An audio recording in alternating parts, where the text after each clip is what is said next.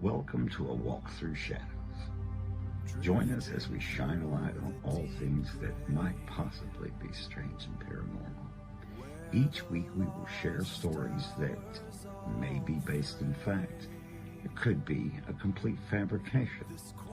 But as always, we will discuss each of these in depth and why they mattered.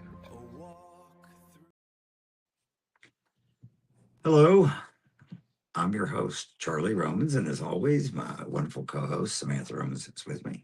And join us this evening on a walk through shadows where we lead you, sometimes staggering down a path into what most people would think of as the paranormal or the very least strange.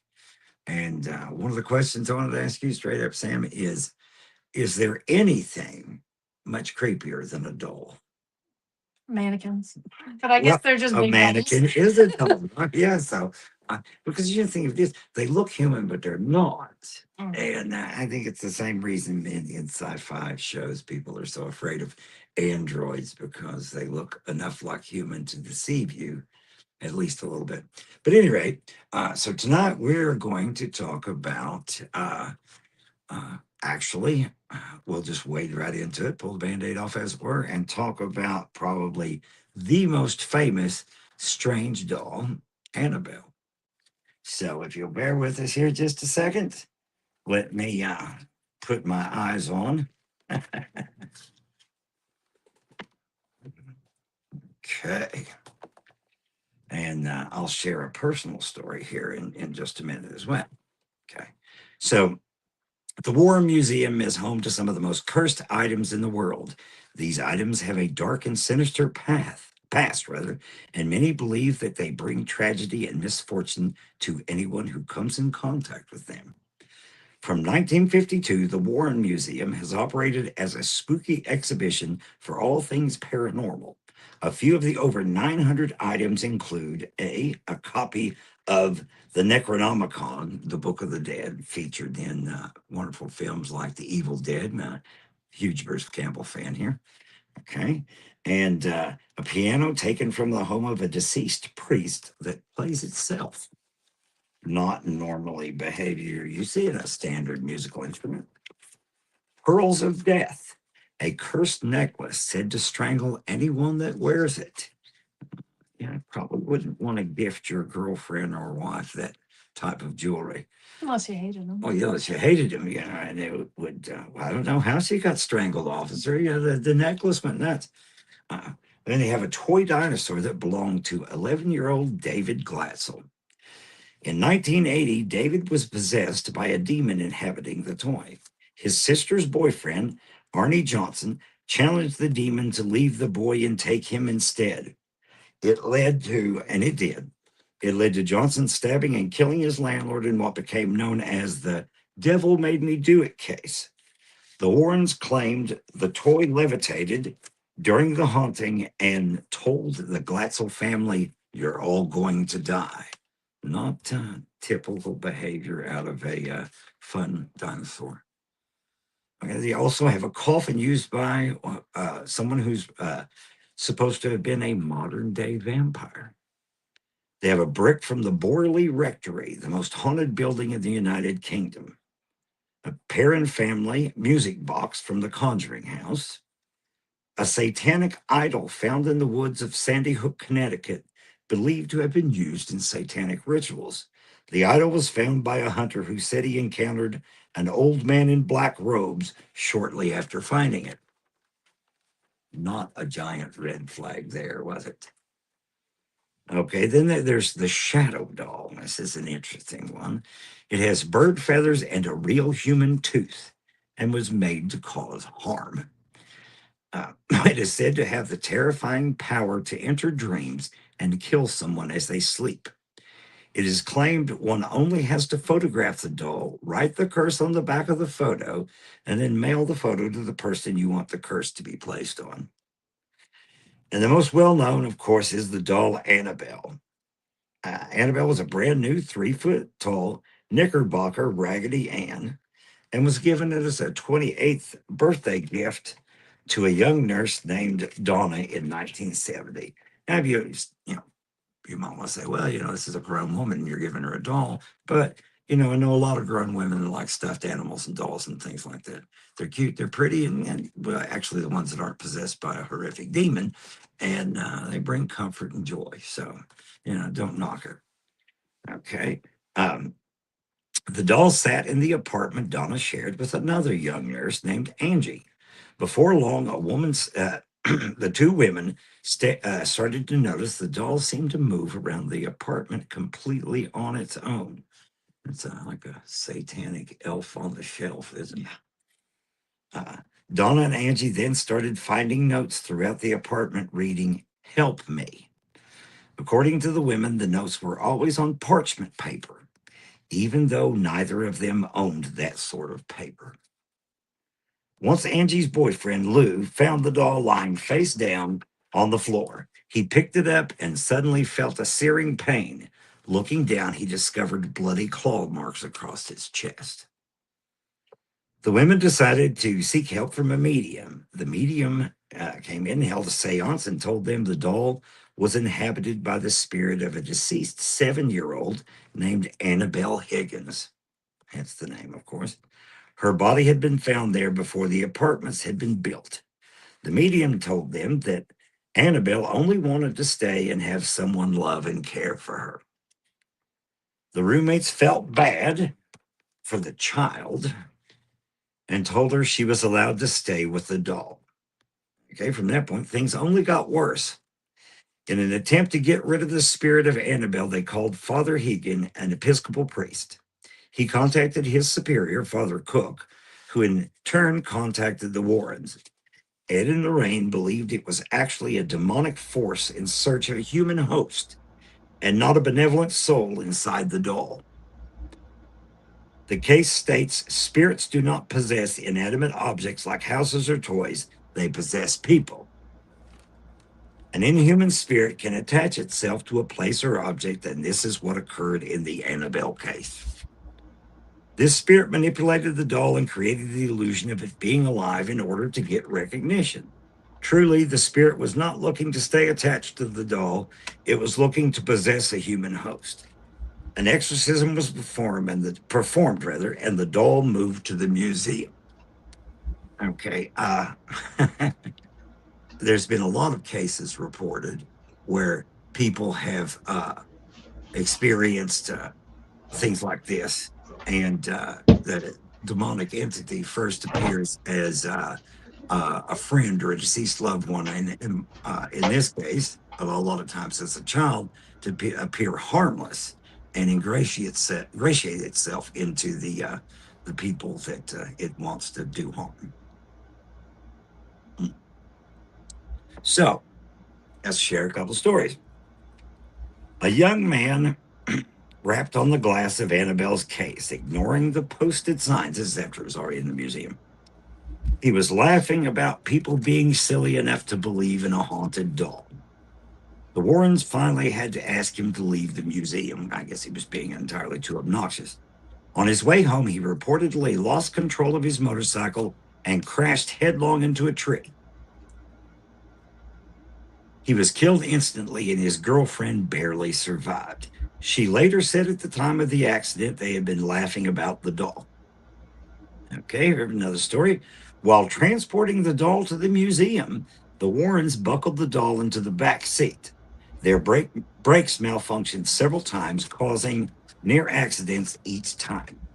Ed doused the doll with holy water, and the problem stopped. The doll was placed in the study when they arrived home, but it levitated and moved about the house. Even when locked in a shed outside, it still was found in the house later. That was when the containment box was built, of course, to keep Annabelle, like I'm sure, in a central location. Okay, and here's another one. A paranormal investigator said he was given the opportunity to investigate the doll in 2017. He said, I got very affected by her, and it kind of caused me to touch, excuse me, to touch the doll. The owner didn't like that too much. The next day, a lightning bolt struck a pole next to his car and left a huge gash. Okay, now we will come back and discuss these stories here in just a few minutes. But let me share my own personal brush with Annabelle. So last year, I've been going to a horror convention for a long time called the Scarefest Weekend. Okay. Well, last year I decided, well, I'm there anyway, so I tried to be helpful and volunteered. So the director of media comes to me and he says, you have experience interviewing people where you work for the newspaper and everything. He said, the Warren Museum, the traveling museum is here. So I would like you to go down and interview them if you don't mind. I was sure, not a problem. Even one of the other gentlemen, a guy named Rick, who had tons of experience in videography and electronics and technology in general. So I hand Rick a brand new camera with a fully charged battery and a brand new SD card. So shouldn't be any problems at all. So we go down and we're talking to these guys, and Rick's filming it, and everything's good. And so we're walking past these exhibits, and I say something along the lines of, "Well, of course, here you have the crown jewel of the collection, the doll everyone knows, Annabelle." And when I did that, I noticed Rick started doing acting weird, and he was pushing buttons on the camera and everything. But I'm in the middle of an interview, so I just kept going. And so we're talking about everything about the doll and everything. And then they had the doll they used for the movie and all this stuff. Very good interview. Wonderful people to talk to. So I said, well, thank you very much. Enjoy your convention and hope you get a lot of people to come in and check out your stuff. And there was a big line standing outside. So I knew they were going to get plenty of traffic. So we're walking off, and Rick leans in and says, dude, you will never believe what happened. I have no idea, Rick, what happened. He said, I have seen stuff I had never seen with a camera. He said, everything's fine, everything's good, it's 100%. And when you said Annabelle like that, the camera dropped to 30% and then shut off. He said, so I'm trying to turn it back on and not lose the interview. He said, it comes back on. The first thing it flashed across the viewfinder was forbidden. He said, I have never seen the word forbidden flash across any camera anywhere. So he says, I got some of it. He says, we'll go up and see what we can salvage. So, so we go back up and we put it in the main computer, and we're going to load this and play it for people. And in fact, Annabelle had crashed my camera because the whole entire file was corrupted.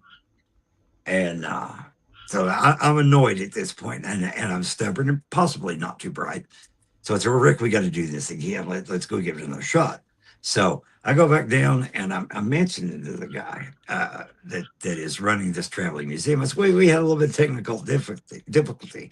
And he starts laughing. He said, that happens a lot. He said, well, we'll try it again. So we go into the second interview, and everything went fine. The camera didn't shut off or anything else, but the audio was messed up on it. So I did 2 full interviews with the people from the War Museum, and apparently Annabelle did not feel like talking that day because both of these files were like just trashed. So what's your thoughts on my brush with the most famous cursed doll ever? I remember when you were telling me about that, like when it first happened, and like even the file being corrupted is just wild to me because like I've used cameras a lot and I've never had, first of all, forbidden come up on my camera ever. Yeah. I didn't even know that was an option. No, I didn't either. And then like I've never had it corrupted because of dying. Yeah. Like I've had files corrupted because of other reasons, but like never just because the camera died. Usually it just ends. But this was literally what gets me. If it had been an old camera, I would have understood. But this was literally a brand new camera, and it wasn't a cheap camera either. I mean, it wasn't top of the line or anything, but I paid a lot of money for it. And I'm thinking, oh, cool, we've got everything right. We're in good shape, and I got my shotgun mic up there. Everything's charged, everything's working. And then Annabelle makes me look like an idiot to people who assume that I know what I'm doing. Twice. Twice. Yeah. Now, as Paul Harvey would say, the rest of the story is I did other interviews throughout the weekend, and everything came through perfect, no problem whatsoever. And when I got back up to plug this back in, the battery that had dropped down to zero was charged again. So, take it, it's, electronics malfunction all the time, things of that nature. It could be something as normal as just something not locked into place properly. Or it could be a demon saying, I just don't like you and I don't want you talking about me. Of course, obviously, the feeling's mutual. I'm not on first name terms with any demon, but At least uh, that you know of. at least that I know of, yeah. So let's go back to the whole thing about dolls being creepy. Mhm. Anyway, now, anytime you're talking about the paranormal, uh, when firsthand accounts and everything else, you've always got to add into it the perception factor. Okay, uh, I've said this before, and I'll say it again. Your perception can be altered. I always like to quote "A Christmas Carol" because Charles Dickens was an amazing storyteller. But when the ghost of Marley tells Scrooge, "Man of the world, do you not trust the evidence of your senses?" And Scrooge just slams him and basically says, "Well, the senses can be affected by stupid things. It might be a blot of mustard or a bit of undercooked potato." And the best line of this is, "There's more of gravy than the grave about you."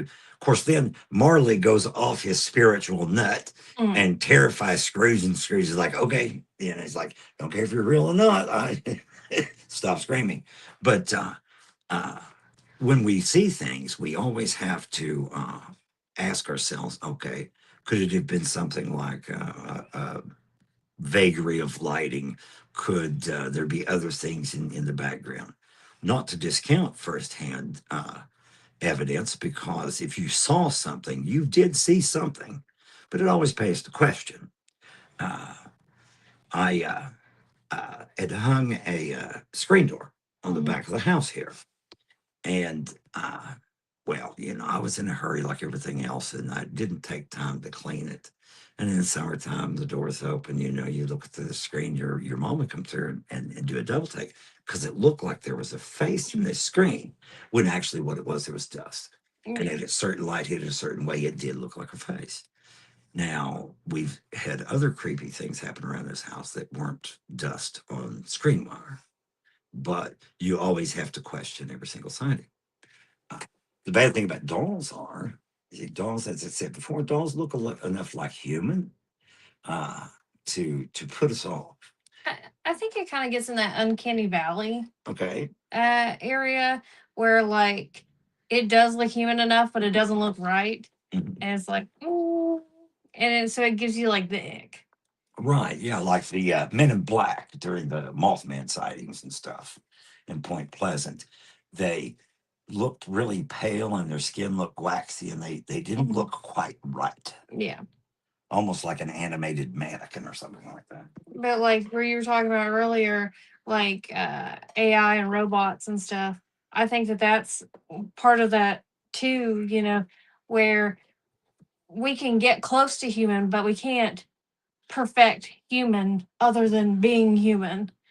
So it always looks a little bit off. Right. And but now dolls, I mean, dolls are not made to be, well, some of them are made to be scary, but you're talking when you were a kid, I bought you dolls all the time. You like nothing better than Barbie dolls. And these are cute little things that you hug on, you love on, you sleep with, and all that other stuff. So they're designed to engender comfort and security and things of that nature. But when dolls start exhibiting a personality, all that Mhm. changes. So uh, you had that, and I probably mentioned this before, and that doll bouncing baby wee. Yeah, we talked about that a little bit last week. And yeah, that thing would just go off. Now, on uh, interest of full disclosure, my wife bought me a pair of wolf slippers. They were wolves, right? And you could press the ear on them and they would howl. Hmm. And after I'd had these a while, they just started howling on their own. They'd howl from the other room. Well, So, so we were talking about that last week after like I got done with the podcast video thing Mhm. last week, and I was talking about the bouncy baby Wii, and she's like, I don't think it even had batteries in it.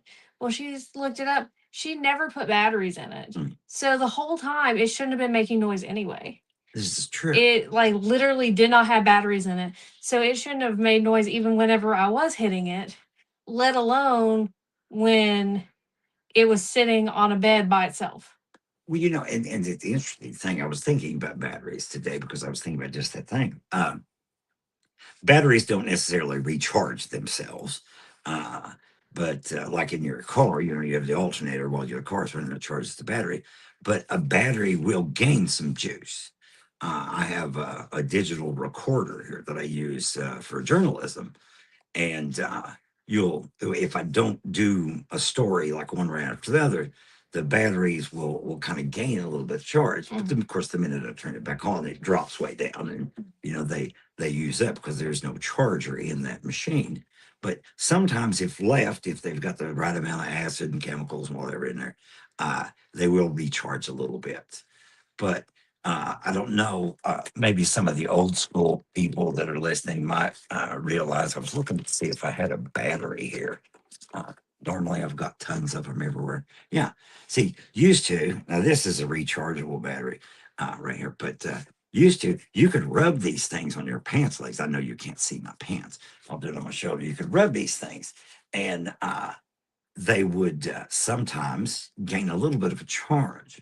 That's what I was saying. Other things can charge them, but this particular doll, it wasn't a question of recharging the batteries unless they were factory batteries, because we never put batteries in it. Yeah, that thing was creepy though. Yeah. Oh yeah, it was, and just the odd pitch of its voice. Yeah, it even whenever it was going right, it sounded broken. Like Right. Yeah. it was too happy and too odd sounding. I don't know. I can't explain it, but it's just like everything about it just seemed like a marionette. You know how marionettes kind of like move like Yes. that's how it talks. It talks like a marionette. Yes, and that broken movement is another thing that puts you off. And it's like your mother says it's one of the creepy things about spiders because they move like they're broken, Mhm. and it's very creepy. But of course, some people love spiders. I'm not knocking that. I would probably never have a pet spider, but so these things that put you off, and it's just that little bit to the left of normal Mhm. that makes you subconsciously kind of freak out a little bit. Um, And the thing about Annabelle too, it's kind of sad because like and for the movies they made her like really creepy looking, and you're looking at this and you're like, how did you not know that thing was like oh yeah, a that straight demon? up thing looked Like evil. it looks crazy, but like a Raggedy Ann is so cute. Like I love Raggedy Ann and Andy. Absolutely. How could you get seriously? How can you get much more lovable than a brightly colored, smiling piece of fabric? I mean, seriously, because it's soft to the touch. It's comforting. Kids curl up in their Mhm. bed with them, things like that. So it's all everything about that doll engenders, like I said before, trust and love. Now, the doll they used for the movie, if I come through the toy store and saw that doll, I said, okay, give me that doll and a machete, please. Yeah. And I'd buy it. I'd take it out back and chop it into a million pieces because that thing just looks straight up evil. I would never give that to my child. I wouldn't give that to someone else's child. Yeah. So, Well, maybe if I really hated them. well, yeah, It's like there's that. whenever you hate somebody and you get their kid slime. Yeah. Same kind of situation. Like, oh yeah, I'll get you a demon doll. Well, it's just like your aunt used to get upset when we would get your cousin's toys that made noise. So I bought more of them just because I'm kind of like that. I'm a little bit of a jerk. But any rate, now let's talk about beyond just the existence of the doll being a little off and a little creepy. Uh, Entities possessing things like dolls. It's not the same as something being locked into there intentionally. The intent here comes uh, directly from the spirits themselves. Mhm. And another thing I've reflected on today when I was thinking about this upcoming episode is, and I can't prove this, but it sort of tracks. I've talked about Ouija boards before, Okay. Not that big a fan because you open a door that you can't see and you're not really sure you got it closed. They sell pastel ones at Five Below now, Oh and my I'm God. just like, "Yep, summon a Well, demon, but yeah. you're kawaii." Happy birthday, Susie. Here's you a portal to hell. Yeah. But no, seriously. But I got to thinking, so what if you someone that through a Ouija board? I'm not just picking on Ouija boards because there's other ways to summon things. So what happens if these entities are summoned and then not dispelled? We'll say. So essentially, at that point, what you've got is a free floating infernal entity that's looking for something. Uh, so it makes perfect sense that they would possess something like a child's toy because children are trusting. Mhm. Except you, you were suspicious from a young age, but and very, very literal about everything. But if somebody said, "Hey, get in the van, I got candy." Yeah, what kind of candy?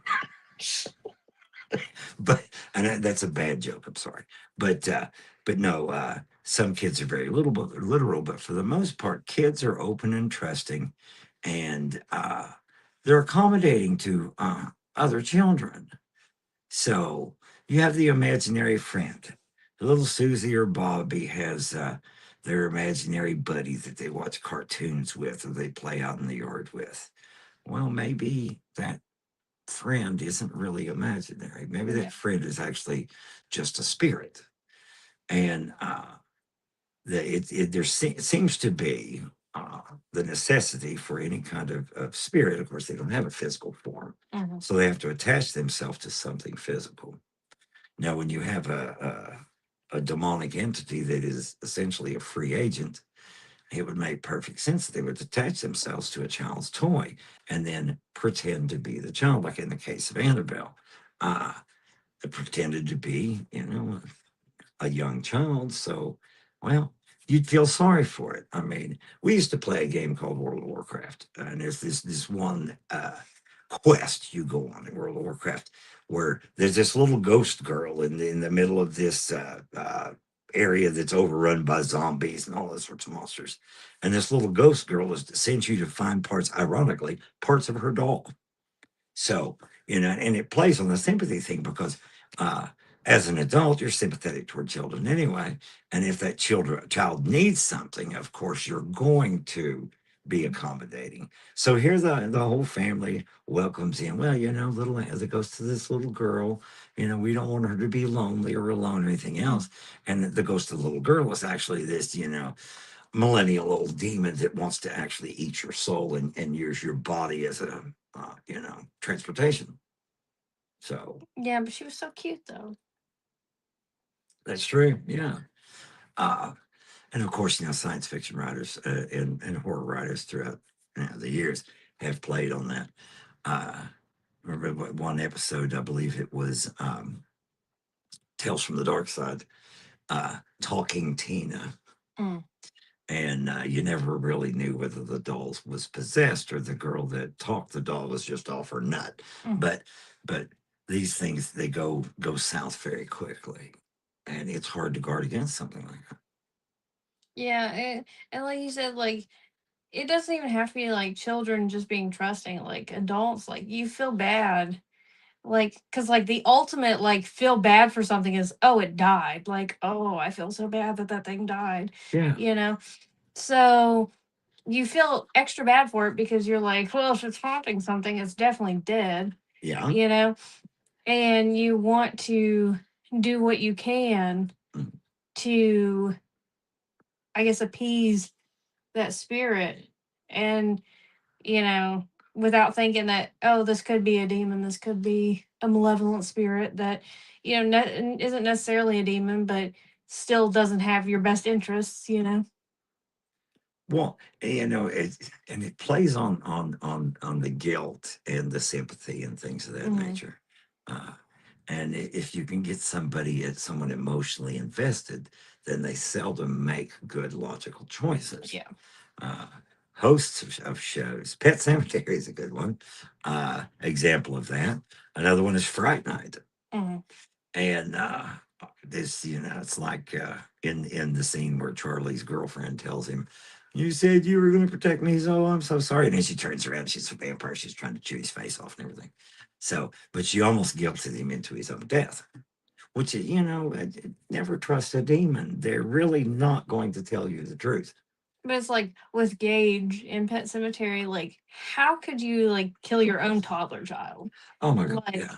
how could you possibly like even knowing that they are an undead monstrosity, like do that, you know? Like it would be awful. Well, yes, it would. I mean, because well, for one thing, as I said, it's kind of like the whole survival of the species thing. Mhm.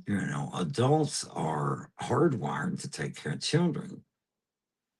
And, well, I mean, if well, oh, no, no, little Sally is actually, a vicious, nasty vampire. So, you got to put a stake through. You'll feel better in the morning.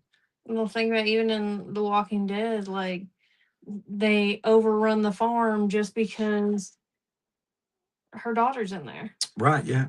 Yeah. So it becomes a little problematic, and it's difficult to deal with these things. Hmm.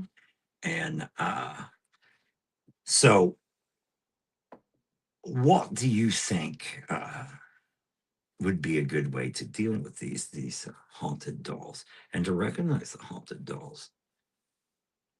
Um, I mean, I guess recognizing them, like when stuff starts moving and Well, when that's they start obvious. moving, like it's pretty obvious that they are haunted or something else there is haunted, causing things to move.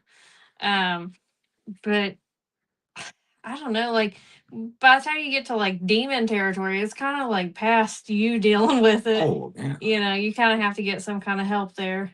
Right. Yeah. You usually have to bring in a priest or a shaman or something.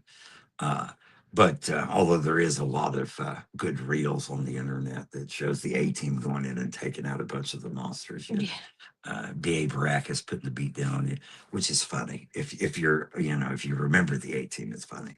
But one of the things to notice is if, of course, the child you've given the item to starts to exhibit different behavior Yeah. patterns. Now that's a little rough with a kid, a younger child especially, and people can be given a pass sort of for not noticing it because kids' personalities change all the time. And it's like one week it's like everything is Dora the Explorer, and the next week they're wanting to watch something else, and Dora is not good anymore. So they change radically. But your basic behavior patterns.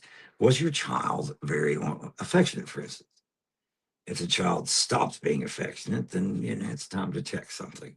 Mhm. And if a child's very talkative and then suddenly becomes tight-lipped and won't speak, that's another thing too. And And those are just good things to like watch out for, even like not haunted. oh, Like absolutely, yeah, if your kid is just acting weird, like something's going on there, whether it's haunted or not. right. Like something to check out. Well, yeah, I mean, you should always pay attention to your kids and see any radical changes. It goes beyond uh, checking to see if they're on the marijuana or Yeah. something. Is that a weed? Yes, but well, and certain things too, food allergies and stuff like that. So uh, you have to navigate all these things anyway as a parent, and you know, your first go to isn't, "Hey, that sweet doll I bought at the flea market the other day that Susie loves so much." Is what is suddenly giving her violent diarrhea or staying up until 5 in the morning. I'm just gonna go out on a limb and say don't get dolls from flea markets and antique stores. Stuff like This is you know, every haunted doll story starts with, "Oh, I was at an antique shop and I saw this doll and I thought my daughter would like it," and then they get murdered. Well, I'll recommend Tales from the Dark Side. Fantastic show. Love the intro and everything else. Just that this guy and his wife are restoring antiques, and they buy this old dresser, and it's got a really old, looks like a gun to bear in it. And then all this weird stuff starts happening, and they're almost certain it's the teddy bear. So they throw the teddy bear in the garbage and get the girl a little doll with blonde hair and everything. Said it's Goldilocks. The bear Teddy went away and left Goldilocks there for the little girl. So they wake up in the middle of the night. She's screaming bloody murder, and they come in there, and the whole side of this doll's face is torn off. And she says, "You tore up your doll. I didn't do it, Mommy. Teddy did." And it gets worse from there. So if you like that kind of stuff, I mean, it's Tales from the Dark Side. I'm sure it's streaming somewhere. But that illustrates a point, okay? When you have these free floating spirits that someone may or may not have summoned, then they attach to these items, and they don't attach to an item that's just going to lay out in the middle of nowhere for 50 years. I mean, they could, but what was the point? They can't interact with people. They're going to attach to something that someone would willingly bring into their home. And it always pays to check these things out. Maybe if you've got a friend who's a priest and a little bit of holy water, something like that. But yeah, don't buy your kid things that might be bringing the devil into your home. It's like I have this toy that I got for my classroom. And well, actually I think mother got it for my classroom, but it is a Steve from Blue's Clues singing the Planet song. And so I have this in my house until I took it to the haunted school in which I now work. Yes. But this thing would just be like, sun's a hot star, or Neptune's really windy. And I'm just like, okay, that's nice, Steve. Like, Oh, the the thing is, like, I know that it's not like the battery's going dead because I just put new batteries in it. And I know that it's not like a mouse running over it or anything because I will be looking at it and it'll do it. So, like, I know that there's nothing like on it or around it. I know there's not somebody clicking the button to freak me out. Yeah. Like, I'll be looking at it and it'll just be like, the sun's a hot star. And I'm like, okay, that's nice. So now the ghosts at work can play with it in their off time. See, that would be truly terrible because I watched a whole lot of kids' shows when she was growing up. As a matter of fact, I drove to Florida, and all the way to Florida and back, I had to listen to a tape of Gullah Gullah Island. Wasn't a bad show, but I really didn't want to listen to the soundtrack all the way to Florida and back from Kentucky. Hey, it was a banger. Well, I mean, it wasn't terrible. I've listened to worse things. But Steve from Blue's Clues, probably one of the kindest people ever this side of Mr. Rogers. To think that anything to do with Steve would be possessed by a demon, that would be just truly tragic and horrible. So you got a comment from Okay. Dan. And it says, remember when I was helping you clean up after the flood of your house, Charlie, many years ago, and the child's toy of Sam's that had been in the water started playing Jesus Loves Me all by itself and no one was touching it. Yes. That's terrible. Dan and I both are wanting to shoot this thing with a shotgun and kill it with fire. That sounds terrifying. Like, I'm sure that it was just shorting out because of the water, but like, that's still creepy. Well, you see, that's the thing of it is that things can happen, but there's as much likelihood that they won't happen as that they will. People want to bring science and physics and everything into it and say, well, it has to happen this way. No, it doesn't. Because for one thing, you're not really taking all the random factors. It's like bouncing baby wig. Possibly gravity and the weight brought the connections together enough for the doll to talk. Possible. I know to get it to do anything, I personally, as a grown man, had to slam this thing against something hard to get it to talk because that's what you bumped it and it talked. And this thing really didn't want to work. Have you got a comment there? Yeah, Mom said that bear is in our bedroom now. Oh, gosh. Well, ripperonis, my guy. You're dead. Oh yeah. Well, I'm going to set my bedroom on fire tonight. But no. A lot of these things they do they sneak up on you. Nobody goes shopping. Well, most people don't go shopping and say, "Hey, I think I'll buy a haunted doll today."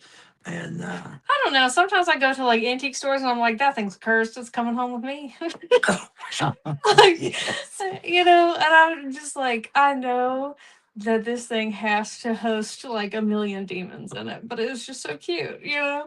And it'll be like the most disturbing looking thing with one eye falling out and stuff. And I'll just be like, it's so precious. I Well, need it. well, the thing you sent me after, and we were talking about nice, sweet, lovable, wonderful dolls, the pretty things that little girls like to dress up and have tea parties with and everything.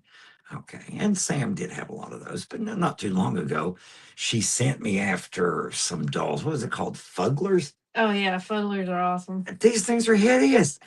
I want one made with real teeth. They really are so ugly, they're almost cute. Uh, now that if something like that was possessed by a demon, I really wouldn't be surprised. You know, they have some that already look like they're possessed. They're called fug stars, and they're like pop stars made into fugglers, and those things are creepy. But you see, now we're sitting here, we're laughing about, we're enjoying a good time discussing these things. But uh, what happens is you bring this thing, one of these things into your home, Mm-hmm. and this infernal entity, a demon, what are you going to call it, is possessing this thing, and it wants to. Well, possession in a lot of cases requires permission. So what happens, and Josh Sparks on explaining the unexplainable is into all this, and he can explain it much better than I could. So watch his show, by the way, him and Mercedes, Lucky Benedict, uh, explaining the unexplainable. But they have to have a certain amount of permission. But these entities are so, well, imagine the most intelligent person you've ever met, combine them with the sneakiest person you've ever met, and then multiply that by 1,000 times, and then you've got your average demonic entity. Mm-hmm. So they slip into the home, and they start the comfort and the companionship, and eventually it leads to, I think I want you to strangle the dog with the cat's tail, Yeah. and things that much more or less wholesome. So, but it goes in stages. It just doesn't jump out and say, "Hey, I'm Bob the Demon. I want to possess you." All you have to do is say, "Yeah, come on." That's not the way it happened. Well, I mean, they've had, years to perfect their craft. Oh yeah. So, like, at this point, like, there is no knowing until it's already. No, there's not. So all you can do is watch your kids. Be careful what you buy them. Be careful about what you let them receive as a gift. It goes well beyond me wanting to annoy my nephew's mother by getting something that made noise. Uh, but be careful what you get as a gift. And That's my favorite thing. My best friend says that she doesn't like her son to have slime, so I immediately buy her slime every holiday, and she has to let him play with it because he gets so excited to open it up. You know, absolutely, yeah. so it's always savage, but I like it.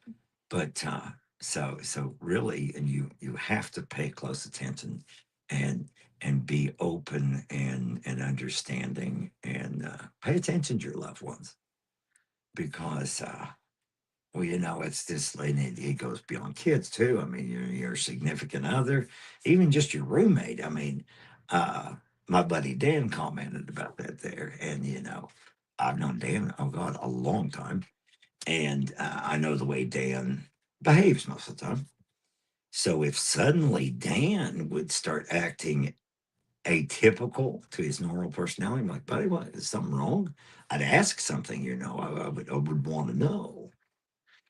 So never be hesitant to invest yourself in the lives of your friends. Yeah, because like I said earlier, like it's not even necessarily like possession or something. Like there's a lot of things that like if they're going wrong, like even oh carbon monoxide poisoning can make people like start acting loony. Absolutely, You know, yes.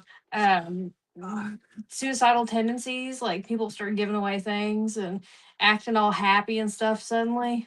Like there's a lot of things that like if people start acting weird, you're like, might want to check into that. Well, and you pay attention to yourself too if you can. It's like uh, I used to rent this huge garage that looked like an aircraft hangar, And in the wintertime, I would have to run two of these torpedo kerosene heaters in there to keep the place warm. And I had to really pay attention because, and normally what that set it off when I started to get a headache, I would think, okay, I haven't got enough fresh air. Because what happens, you got these two torpedo heaters running, they're actually burning oxygen when they're burning the you know, kerosene, diesel fuel, they run on both. So you'll be in there and you won't be getting enough oxygen. You're actually suffering from oxygen deprivation and the contaminant from burnt fuel fumes. Yeah. And if it's not well ventilated, you can actually pass out. So I've noticed when I start getting a headache, I have to walk outside and get air, shut the heaters off for a minute. And you don't really want it. You push it.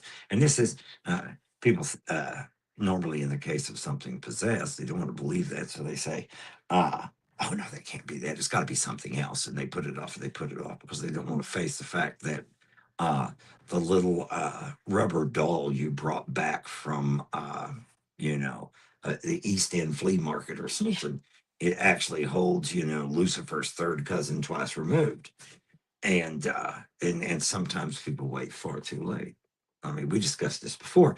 Normally, what happens is the kids, the dog, the mother, and everybody, the neighbors are talking, "Oh, that place is haunted." And then the husband's like, "Oh, no, no, no, y'all just crazy." And then he gets scratched and like, "Oh heck, we got to move." Yeah. You know? So, but these things sneak up on you. They do really. Yeah. Now, uh, let's go back to these stories. We'll step back and we'll discuss this some more, but we'll uh, try to decide which one's true and which one's not. Okay. Okay, now the first story, back up here. Okay. Okay. I like paper and pens. Uh, when I worked at this one publication, they used to make fun of me because I would never make notes on my phone or anything like that. I did not need a piece of paper. I would record stuff that's still physical. And boy, you're old school. I said, well, you know, if the power goes out, I'm probably not going to lose what I've scratched on this post-it note. However, I did occasionally lose the post-it notes. So, okay, here. The first story about the guy that rapped on Annabelle's glass and rattled her cage, as it were, and then him and his girlfriend wrecked on a motorcycle. What do you think about that? I mean, it seems in line with the next story where the brakes went out and stuff. But I don't know.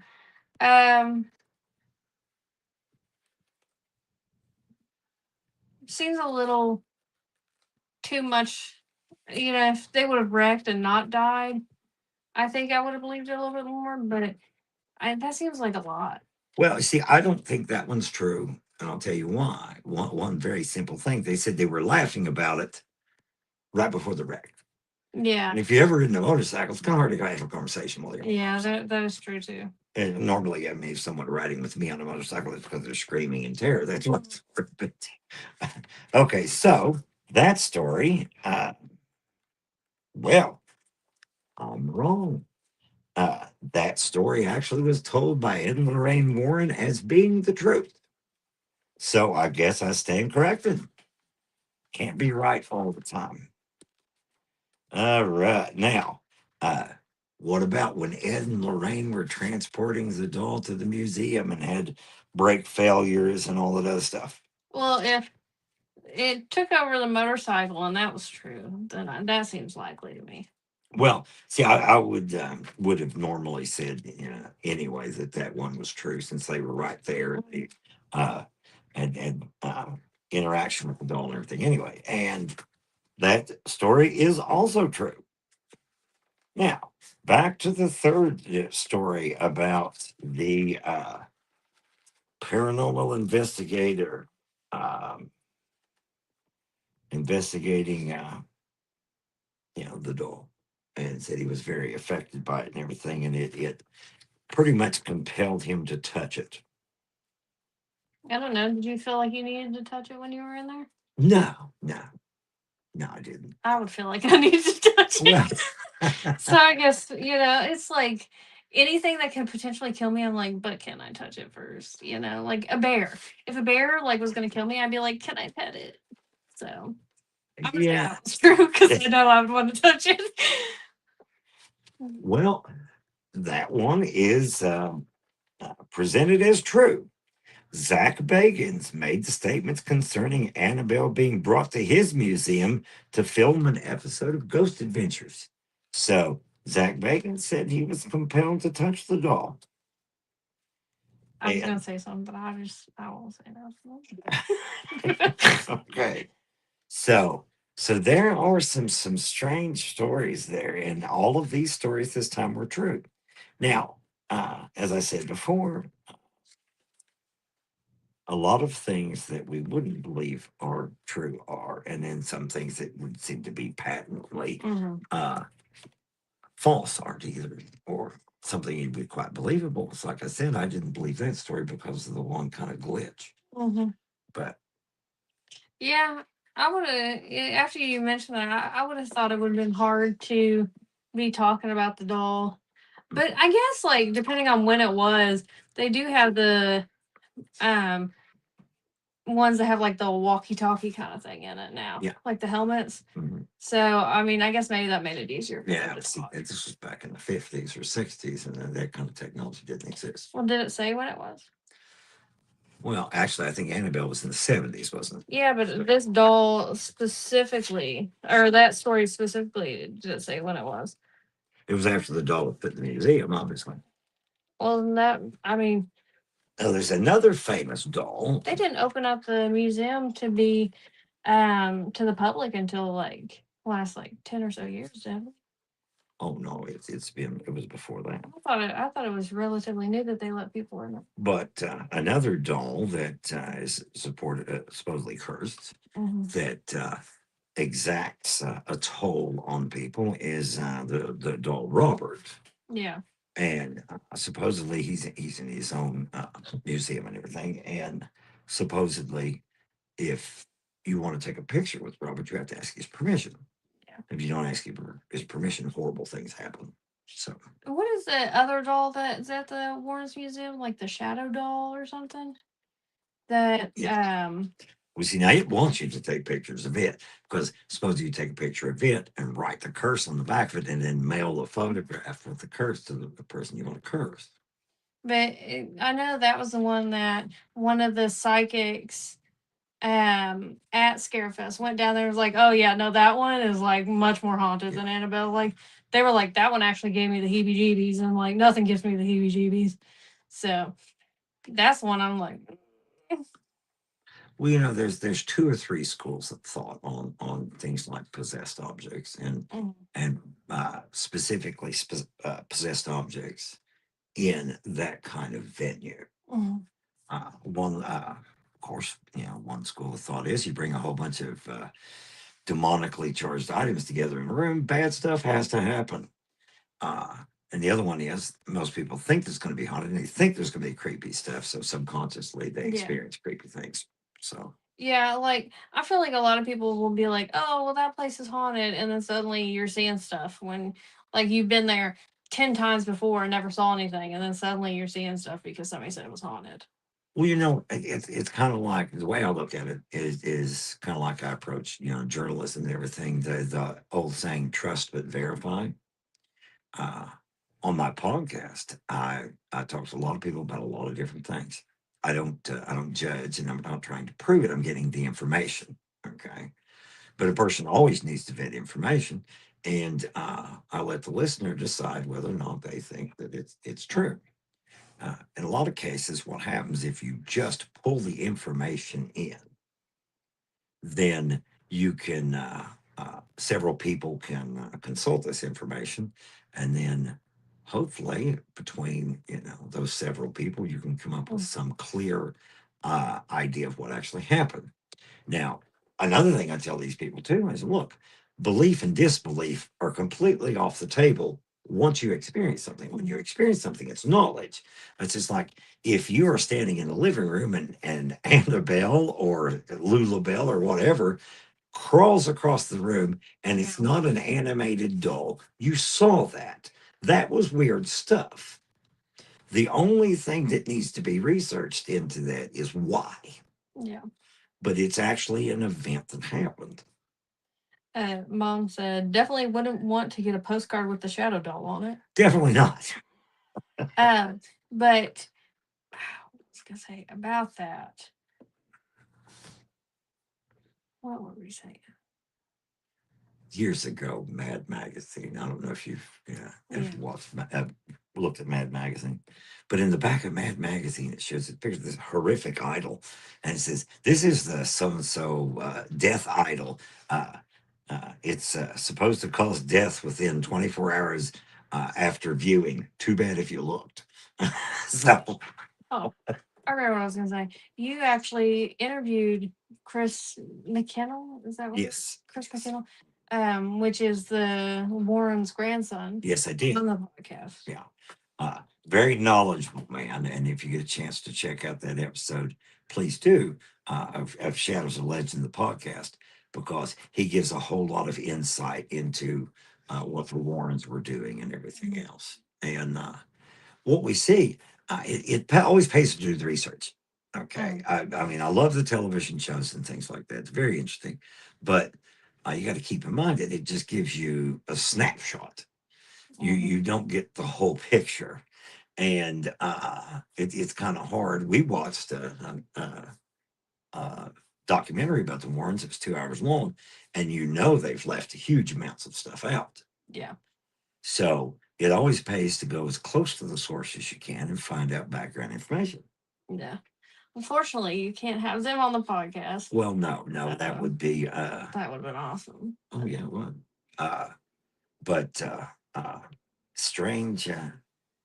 If we ever figure out how to have them on the podcast, then that would be Well, there'd be proof. yes, it would be. Yeah, right. And there may be a future podcast in the works, that future episode here about people who looked for ghosts and then were seen as ghosts later. So, because there's a continuity of belief that starts from way back in the shadows of time. Uh, People have always believed. They've always tried to explain the world around them. They've always believed that there were things that defied explanation. Mm. So, ghosts have been talked about, well, since before recorded language. Mm. So, uh, uh, and it had been written about, well, in Homer wrote about ghosts. So, and it's been a year or two since he's been turning out books. Yeah. So, Just a year or two. but I guess the long and the short of it is that there have been so many reports of uh, nefarious, infernal entities possessing items like children's toys, Mm. that there has to be something to it. Yeah, I definitely think so because I feel like if you're gonna haunt something, something that because children are quite naive, Mm, so something that is going to be around people that are naive like that that would let them in, it makes sense. right. So, do you have any final thoughts on this? Not to sound like Jerry Springer or anything, but any cautions, any warnings? If a doll looks like Annabelle from the movie, maybe don't take it home with you. That's right. That thing looks really creepy. And you know what? Chucky looked creepy too, and you see where that got him. Exactly. So, like, maybe if something looks like creepy, just don't bring it home with you unless you want to get murdered. That's how you get demons. That's how you Yeah, get that's how possessed. you get the demons. Yes. Oh,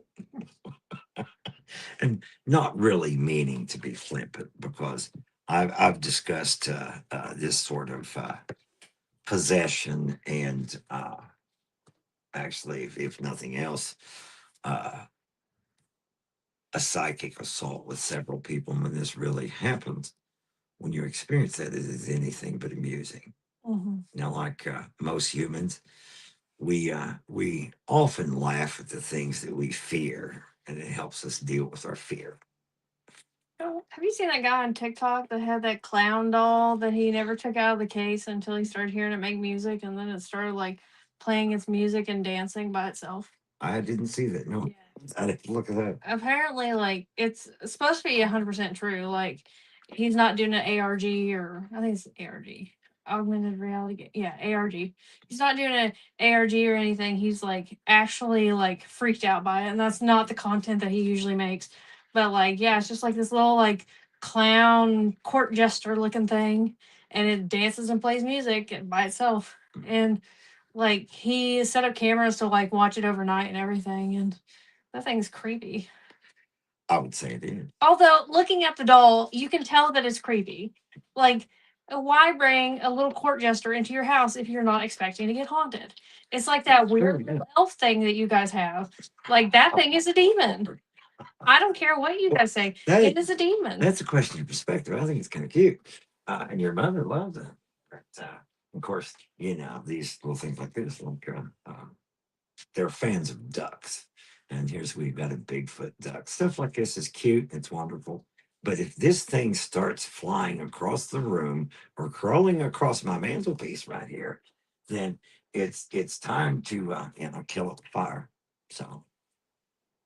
So just watch and be careful, and don't look for these things, but look out for them. So for the moment, we'll wish you good evening, and we'll talk again soon.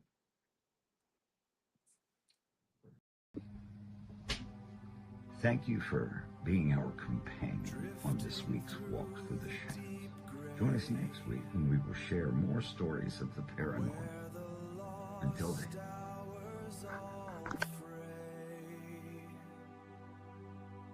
This quiet